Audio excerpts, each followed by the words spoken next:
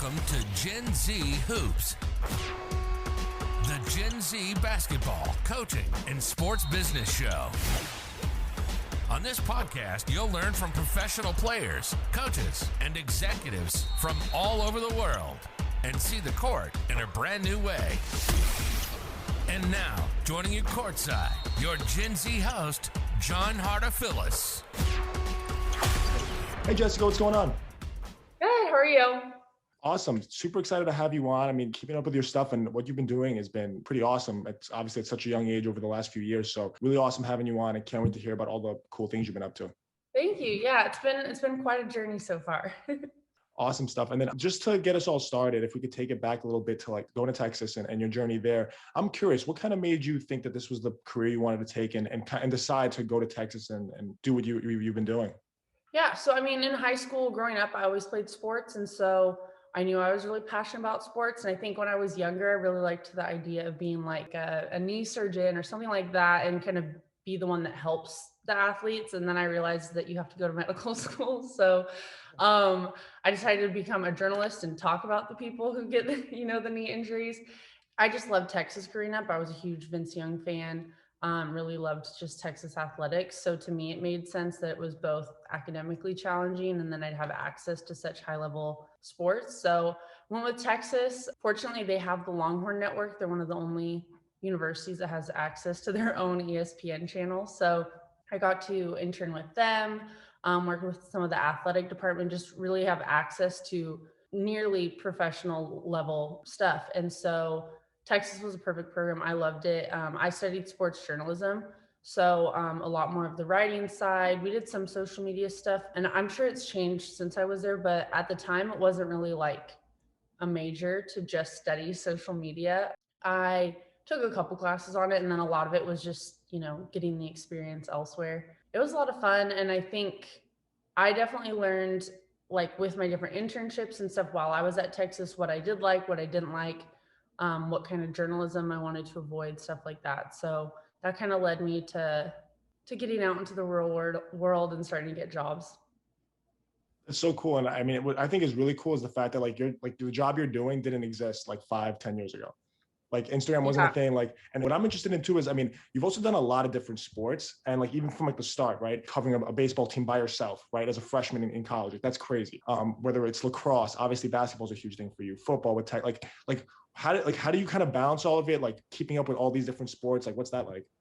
Yeah, I think I definitely have to do my research and preparation. That's just huge for me in general. But as long as I kind of know the rules, I know what's going on in the actual league, then I'm good. And then it's just a matter of catching up on like what each player is doing and what teams are doing and stuff like that. But knowing the fundamentals, I can get kind of thrown at any sport. And I know, okay, this is, the rules of lacrosse. Now I just got to figure out in this league, what's going on, what's the dynamics, stuff like that. Makes it a little bit easier to catch up on, but there's just definitely a lot of research and prep, and I enjoy that part of it. So it doesn't usually deter me, but I know, some sports would probably be a little bit nerve wracking trying to just get into all of a sudden. I don't know a lot about like archery, for example. So if I had to work with archery, I'd probably take a lot more research than maybe, softball or something that I've been around a lot more. Definitely. If you ever have to cover the Olympics, you'll definitely have to, there's going to be like 40 or so sports that are like, I don't even know the names of them. I mean, I'm just a huge basketball guy. So like when it comes to like lacrosse and stuff, I might need to call you up and ask for some help, but hopefully it never gets to that point for me. I mean, obviously the stuff you're doing now is super cool. And I have to ask you, so obviously I know like your favorite player is Kobe Bryant, the whole like TheJSlate. Because, okay, so Kobe gave himself the Mamba nickname. Everyone knows that, like, that's like only he could do that, right? To give himself a nickname. How did that nickname come for you? And like, did you give it to yourself? Did someone say it? Like, how'd that happen? I really I go by JSlate. Like everyone calls me JSlate. My parents call me, I'm an only child. So it's not like they have other names to mix up. They actually call me JSlate. When I played sports growing up, they call me that because Jessica is just such a common name.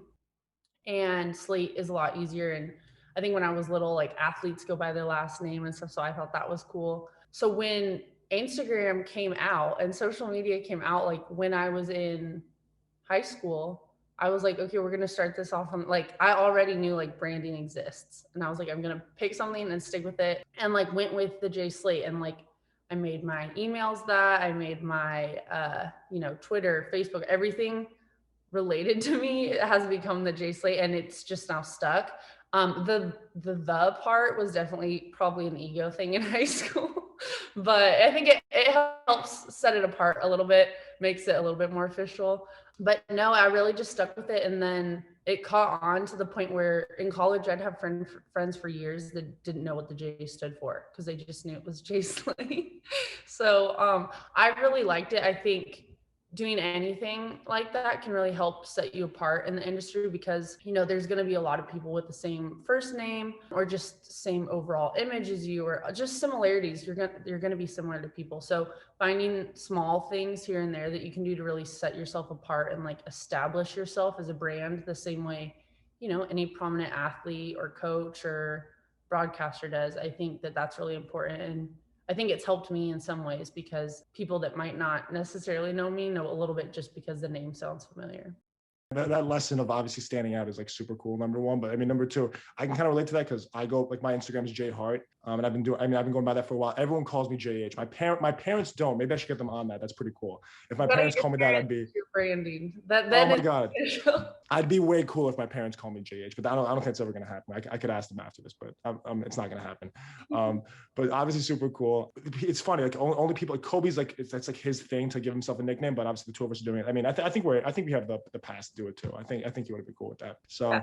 Obviously, that's funny to think about. But then thinking about like you've met obviously so many cool people. I mean, your Twitter page, like I've seen that picture been there for a while with you, like it's you in the background, but like LeBron and Bronny James. So like, what's the story of that game? Like, how did that happen? Obviously, that's a sick picture. What was that all like? Yeah, so I was working as like the social media host, basically digital host for Big Ten Vegas high school tournament. So it's AAU teams. It's one of the big ones like Peach Jam. You know, was in charge of getting all of the social media and the content, interviewing the players. And so that requires me being out on the court. And since I was working directly for the tournament and not for some of the other outlets like Ball is Life or Overtime or something, I'm the only one that had access to the court. So we can get some of that exclusive footage. But that also means I'm in the background when the other people are taking those shots. So it went pretty viral that LeBron was in those dunk lines because everyone has an opinion on everything LeBron does. And half the people are like, you know, LeBron is such an involved parent. I wish my dad had been able to dunk lines. And other people are like, let the kids play and stuff. And when you're actually there, it's very much, you know, LeBron is doing it because the kids want him to. I'm sure he'd love to just go sit down and not put on a show. But, you know, when the gym is 100% capacity for a high school game, he knows that they want to see just a little sample of the real LeBron James. And so I want to say somebody with Ball is Life took the photo and sent it to me and was like, hey, stop getting in the background, like teasing me. So I was like, this photo is going everywhere. Is it framed or not? It's not framed. Okay. I'm not sure if I have I'd have to get like a higher resolution version of it. No, the only photo of LeBron I have framed in my house is Jimmy Butler dunking on him and posterizing him. So that was big for you? Yeah.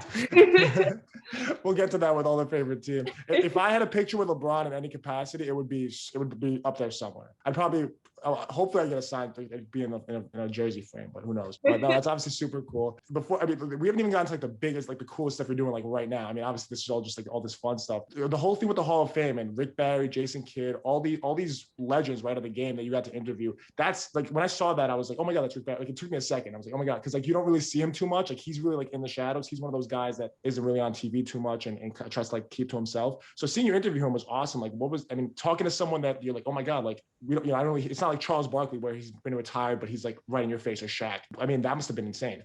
Yeah, I think Rick Barry is to this day one of my favorite interviews. Talking to Elgin Baylor was like, you just feel the air change in the room because he's just such a legend.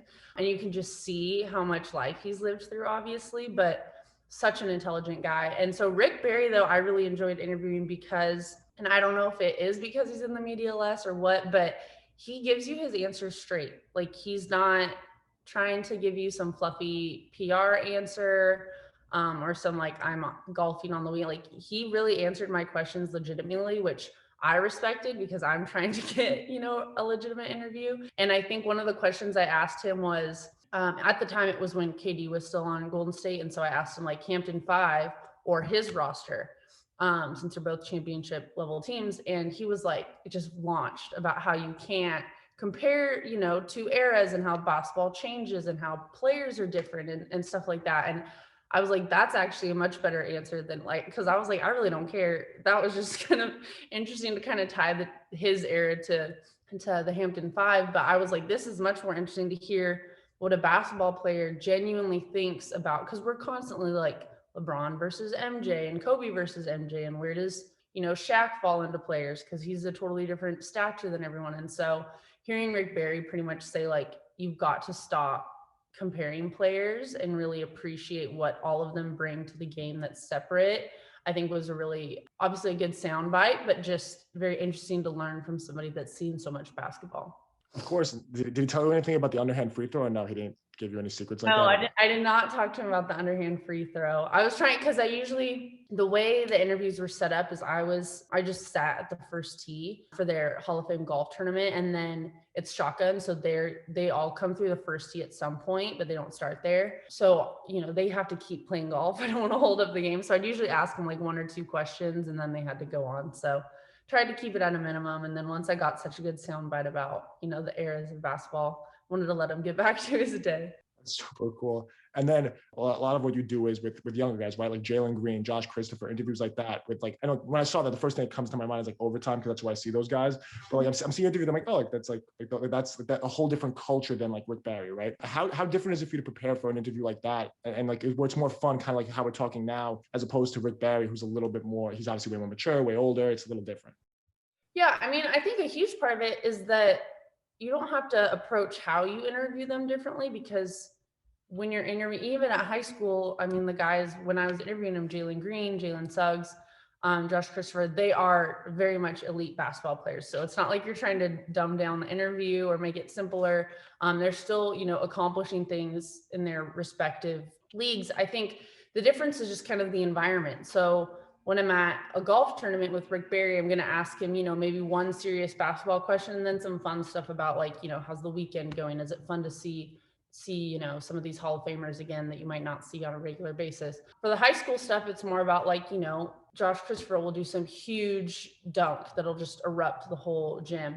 And it's like, do you want to show him the video of that dunk in the interview and get his reaction? Like try and really take away the energy from the game you just did. So it's a lot less about preparing for how to interview them as compared to just like what's the energy of the moment versus like sideline or a sit down serious interview, kind of preparing for the energy of the interview and then knowing the actual content, and a lot less for the specific athlete, I think.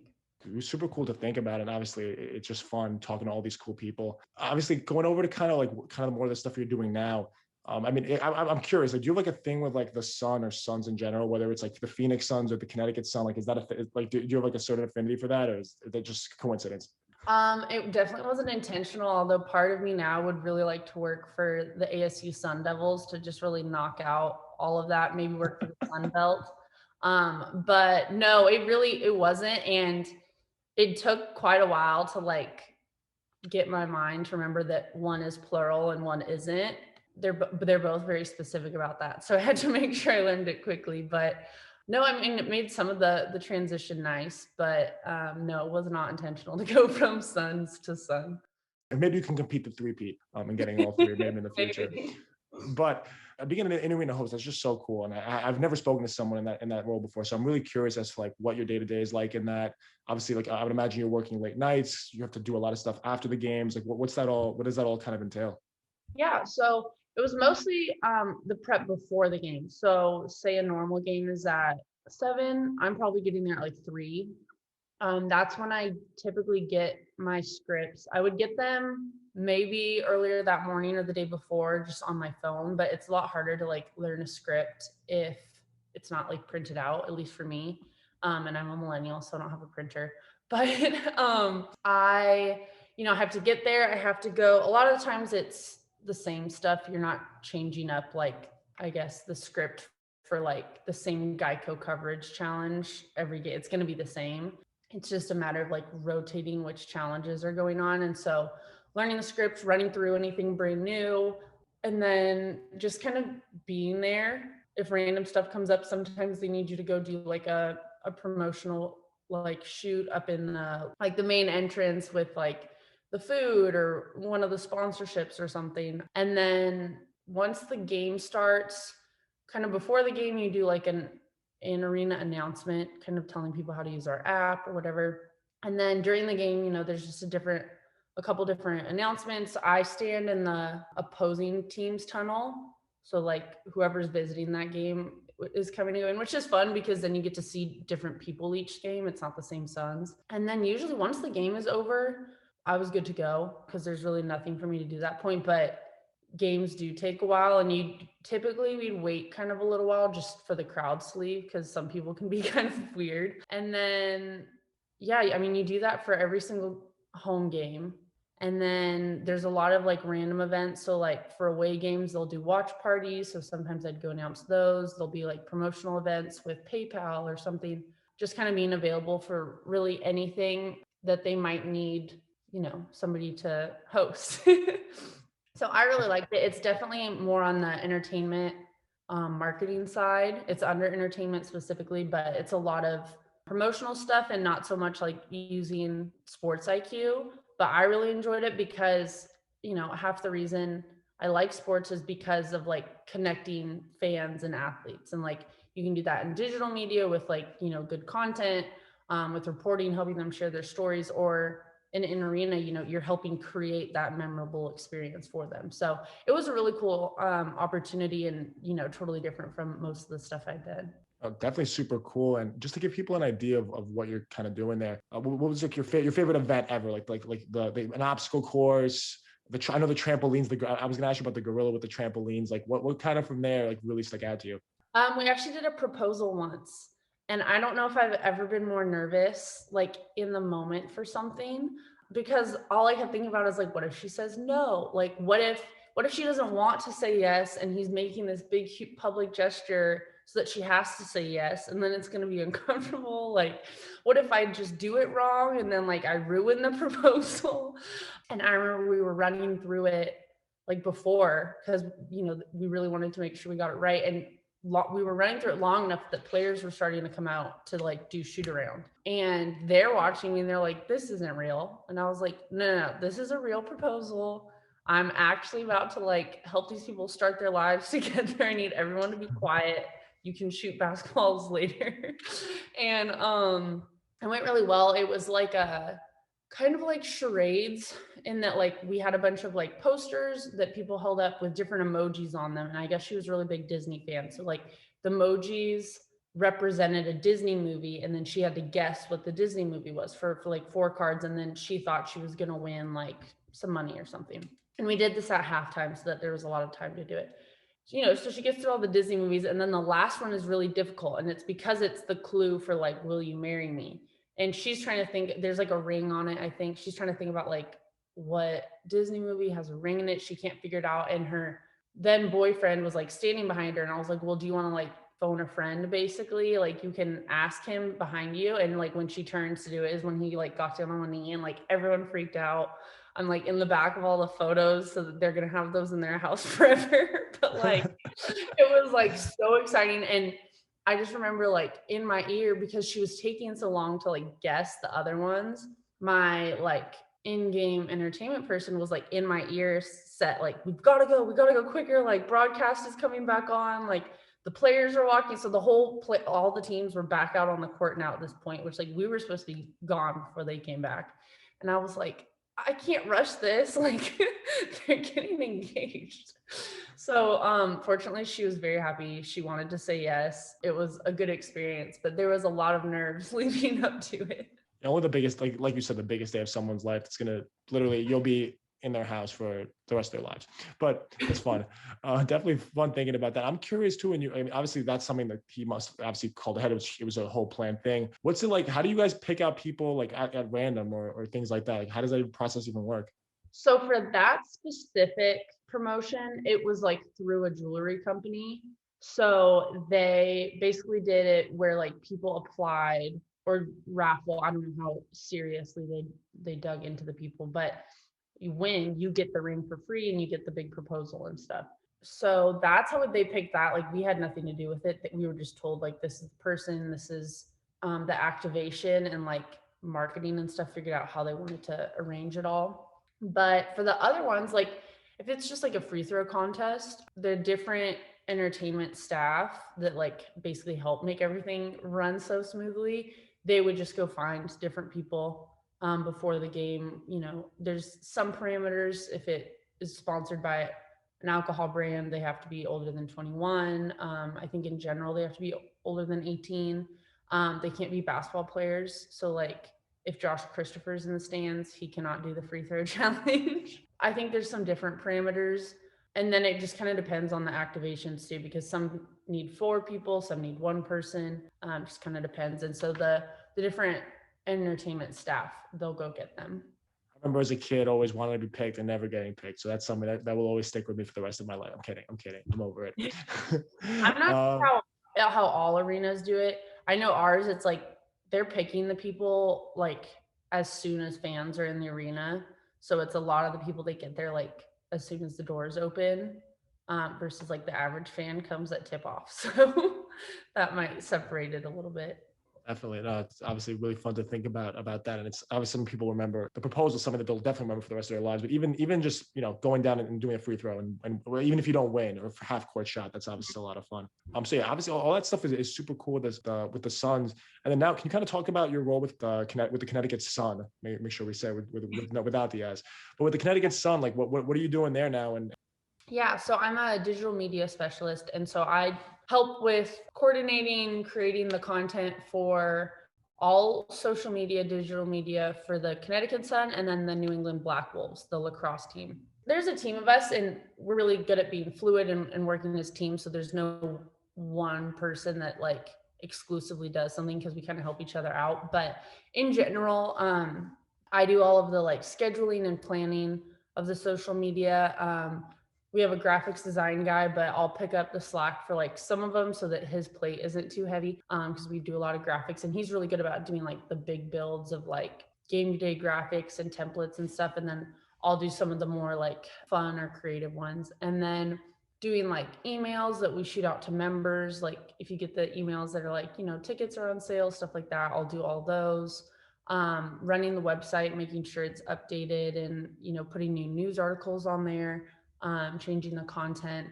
And then, you know, some of the smaller stuff, responding to DMs, monitoring social media to like see if our players are posting stuff. It's kind of a little bit of everything. I really like it because I get to have such a heavy hand in like the creation and overall just content of the teams. It's always really important to have social and digital media that represent the players and the teams authentically, and that it's not just, you know, pushing out marketing and ticket sales, basically continuing to ask the fans for money, but to really showcase behind the scenes and the authentic moments of the players. With the bubble, we had a lot of that because we had a different type of access to them. So while we lost access to some content, we gained more. We got to see them at the pool with one of the players' daughters, stuff like that. So kind of adapting to those things and then getting to put out the content is a lot of fun.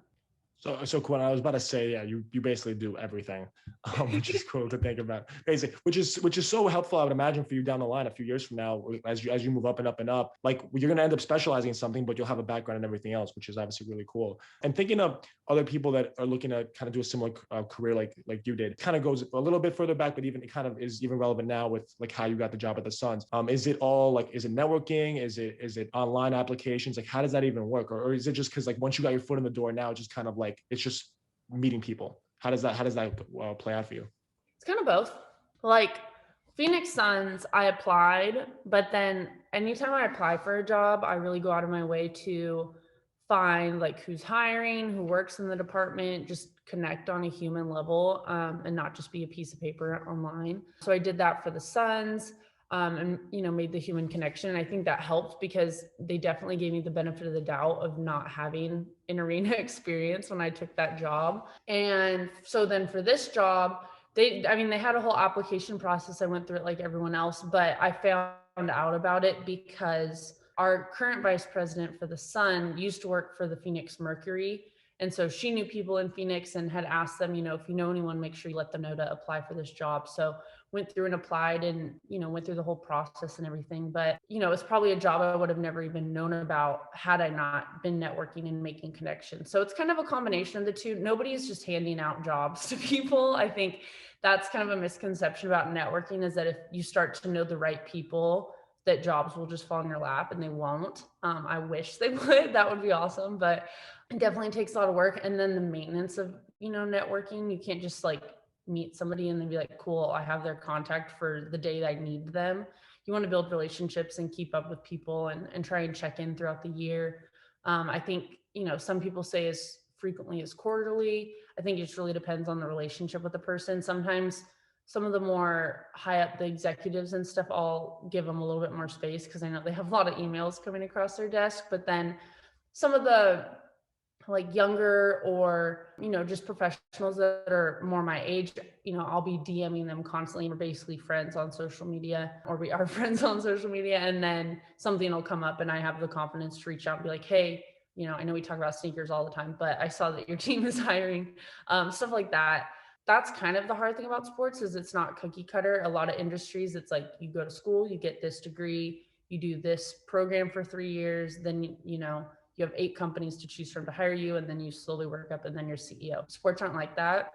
And I think a huge part of that is what you mentioned before, that a lot of the jobs are constantly being created. They don't exist a lot. So there's not really a path, which can also be hard because the applications will say, you need 4 years of experience. And you're like, TikTok hasn't existed for 4 years. How could I have 4 years of TikTok experience? But doing the networking and the groundwork, and then being a utility player. So like you mentioned, I know how to do a lot of different stuff. I wouldn't ever consider myself like a graphic designer, but I can make graphics. And so that's nice that like when we come into situations like a pandemic and we don't have the same access to our graphic designers before, we're not dead in the water. We have, we can still put out some graphics. And then I also know kind of the timeline of like, I'm not going to ask our graphic designer the day of like, hey, I need this really elaborate graphic, because I know what goes into it.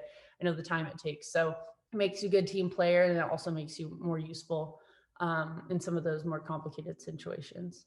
That was the perfect answer, because it's awesome hearing. I mean, of course, this being Gen Z Hoops, it's all about kind of really designed to show young people, okay, this is how you can do this, right? And your job is obviously really cool, but it's something that people see you all the time at halftime and stuff, but no one knows what goes into that, right? What the work you've put in, and knowing that it's a combination of both, and obviously what you articulated in terms of what goes into networking and how it's not just, okay, I can have everyone's phone number in my phone, right? All the guests that I've had on the show, I have all their phone numbers. That's cool and all. But if I don't ever follow up on that, okay, I'm the guy that had a podcast with you a year ago, 2 years ago. Who cares, right? It's all about keeping up with people, and obviously making sure that it's a two-way street, that you're able to provide value, because everyone that I see is like, oh, you had the Wizards gym on your podcast. Like you just, you'll just get a job there. That's not how it works. I love how the sports industry is in cookie cutter, because even though that might be a little more simple, it's what kind of allows people like us who are really working hard at this and really putting themselves out there to really separate themselves. So JSlate, I was going to say Jessica, but JSlate, thank you so much for coming on. This was absolutely awesome. It's so fun hearing from you. And I learned so much, because I've never known any of this stuff about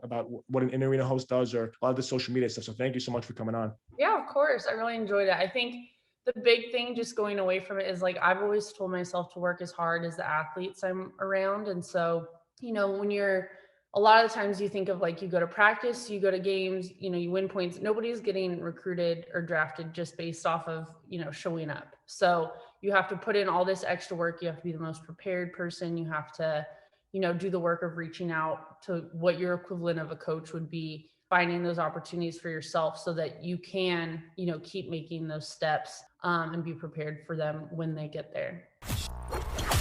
Thanks for listening to Gen Z Hoops. Make sure to follow, like, and subscribe on Instagram, LinkedIn, and all major social media platforms at Gen Z Hoops. You can tune in and subscribe on Apple Podcasts, Spotify, YouTube, and every other podcast platform on the planet. Get ready for the next episode.